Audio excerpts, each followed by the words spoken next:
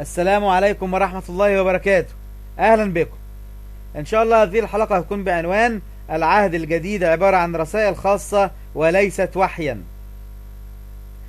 تقول مجلة مرقس في كتاب فكرة عامة عن الكتاب المقدس إصدار دير القديس مقار صفحة 71: إذن فقد بدأت أسفار العهد الجديد باعتبارها رسائل خاصة بكل كنيسة، ثم تناقلتها الكنائس فيما بينها فتكونت منها مجموعات غير كاملة، وذلك قبل أن تتجمع في النهاية لدى كنيسة المجموعة الكاملة لكل الأسفار المعترف بها، إذ أن الوضع النهائي استغرق زمانا طويلا للوصول إليه، حتى أنه لم يتم إلا في أواخر القرن الثالث الميلادي.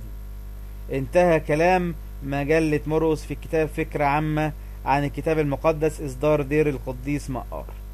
يبقى ملخص الكلام ده ان العهد الجديد عبارة عن رسائل خاصة بكل كنيسة ثم تناقلتها الكنائس كلها.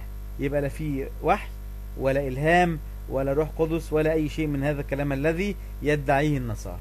طيب ده بيتفق مع ايه في الكتاب المقدس؟ بيتفق مع كلام لوقا 1:1: إذ كان كثيرون قد أخذوا بتأليف قصة في الأمور المتيقنة عندنا، كما سلمها إلينا الذين كانوا منذ البدء معاينين خداما للكلمة، رأيت أنا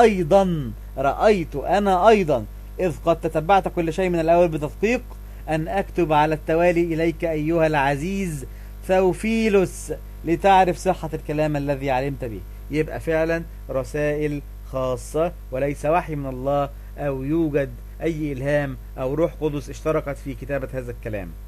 حياكم الله. نلتقي في الحلقة القادمة إن شاء الله، والسلام عليكم ورحمة الله وبركاته.